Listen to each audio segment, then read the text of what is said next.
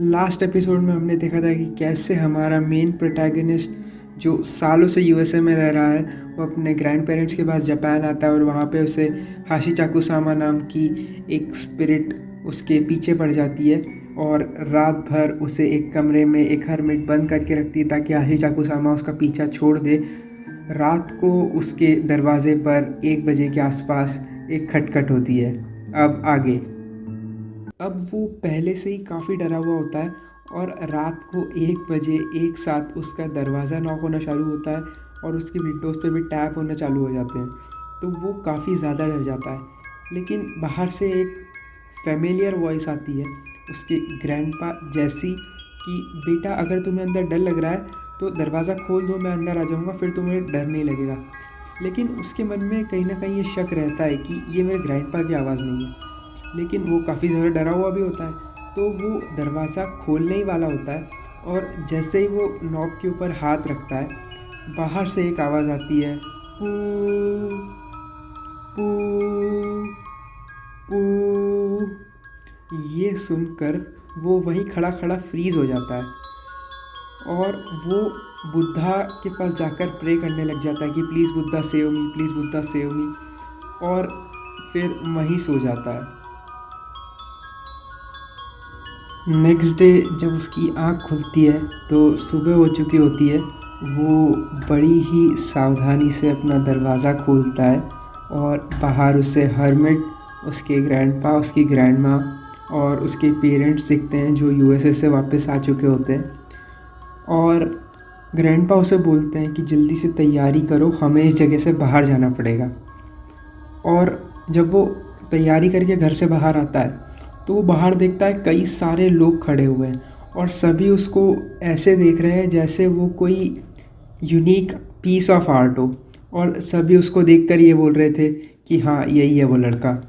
अब जो evacuation plan होता है उसे उस गांव से बाहर ले जाने का, उसमें 3 गाड़ियाँ होती है।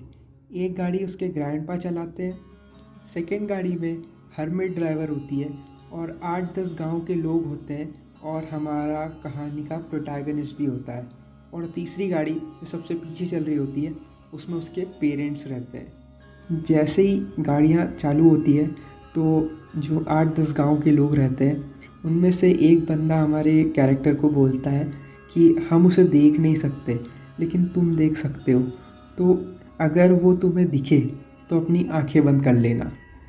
और फिर वो उनका कॉन्वॉय धीरे धीरे आगे बढ़ना स्टार्ट कर देता है।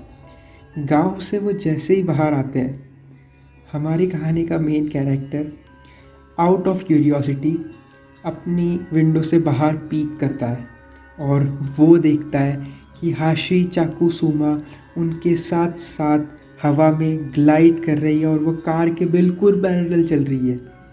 और ये देखकर वो इतनी बुरी तरह से डर जाता है कि वो ज़ोर से चिल्लाता है, नो। और ये सब सुनकर जो 8-10 लोग उस गाड़ी में बैठे हुए रहते हैं गाँव वाले, वो उसे पूरी तरह से कवर कर लेते हैं और वो उसे बोलते हैं कि अपनी आंखें पूरी तरह से बंद कर लो। हाशी चाकुसुमा उसे बाहर निकालने के लिए मल्टीपल ट्रायल्स करती हैं, उसके पेरेंट्स की गाड़ी के ऊपर पेड़ गिराने की कोशिश करती है, उसकी गाड़ी के विंडो पर मल्टीपल टैप्स होते हैं और वो जिस गाड़ी में जा रहा होता है उसका एक बार दरवाज़ा भी अपने आप खुल जाता है। लेकिन बड़ी मुश्किल से वो लोग उस एरिया से बाहर चले जाते हैं और सेफली वो लोग उस गांव से बाहर आ जाते हैं। ये थी मेरी स्टोरी हाशी चाकुसुमा को लेकर, जो कि मेरे बचपन में हुई थी। आज मैं 19 साल का हूँ।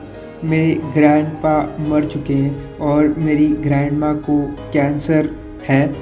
उन्होंने मुझे उन्हें देखने के लिए बुलाया। मैंने उनसे पूछा कि जो बचपन में घटना हुई थी वो वापस तो नहीं होगी, और उन्होंने बोला नहीं नहीं ऐसा कुछ वापस नहीं होगा। और मैंने फ़ोन रखा पर मैं फ़ोन कट करना भूल गया, और जब मैं बाथरूम से वापस आया तो फ़ोन में से आवाज़ आ रही थी, पू पू।